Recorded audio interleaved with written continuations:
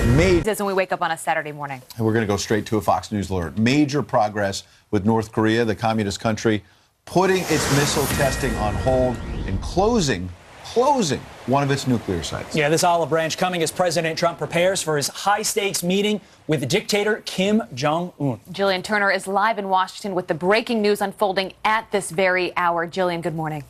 Good morning, guys. So just hours ago, in a major turnaround by North Korea's Kim Jong-un, he issued a statement. It reads, in part, under the proven condition of complete nuclear weapons, we no longer need any nuclear tests, mid-range and intercontinental ballistic rocket tests, and that the nuclear test site in the northern area has also completed its mission.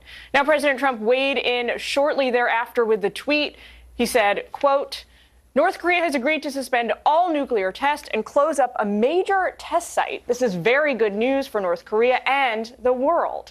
Big progress. Look forward to our summit. So this morning, all signs point to a go for the Trump-Kim meeting, and things are looking up for the president's plan to try and strike a deal that none of his predecessors have yet been able to do successfully. These developments all come just 6 days before Kim is slated to meet with his own South Korean counterpart, President Moon, and weeks before the highly anticipated face-off with President Trump. This week, the White House, in concert with the intelligence community and State Department, are working furiously behind the scenes to get the nuts and bolts of this meeting locked down.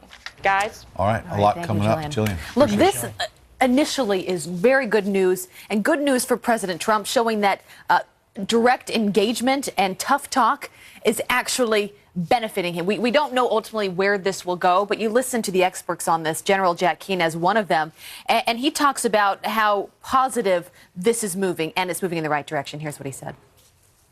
This is really moving in a positive direction, and the signs are getting more and more positive. I mean, we could be on the cusp, frankly, of the most significant diplomatic achievement since the Marshall Plan post-World War II. I think this is really about President Trump and his policy.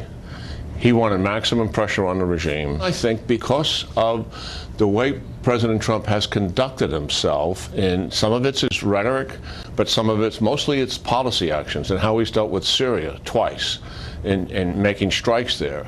He's got this guy's attention in the sense that he's serious about, if you close the door on the United States, President Trump may in fact pull the trigger on you in terms of a military option. He's never felt that kind of pressure before. Jack Keane has been consistent in saying that for a long time. You know who has not been consistent has been the president's critics who, say last summer when the president was really turning up the rhetoric and talking about, you're going to face fire and fury from the U.S. and its allies. Yeah, remember that? His critics were going crazy, saying he's starting a war. This is insane. And instead, what the president did with that tough talk was show Kim Jong-un that he was going to back it up. And now some of those people who called him out are sort of backtracking a little bit, or at the very least supporting the advances with North Korea. CNN's Will Ripley had this to say about North Korea. Take a listen. This is an extraordinarily significant development and, frankly, a huge win for President Trump going into these discussions, this potential summit with North Korean leader Kim Jong-un. Look at the scope of history.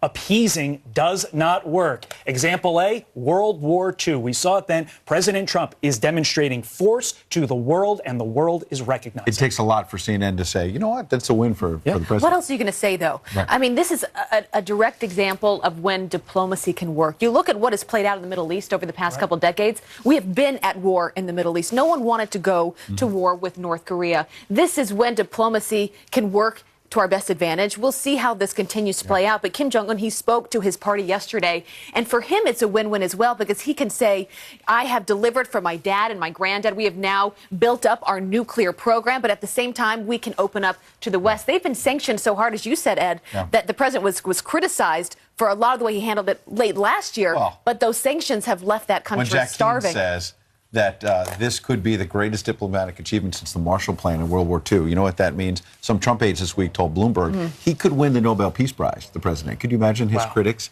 their heads exploding if that happened? Wow. Wow. So we will see where this goes from here. But also, Mike Pompeo, it's important to point out that he just went over to North Korea to meet with Kim Jong-un. They're still deciding on whether they want him for Secretary of State, many of the Democrats. Talking about the president's critics and heads exploding.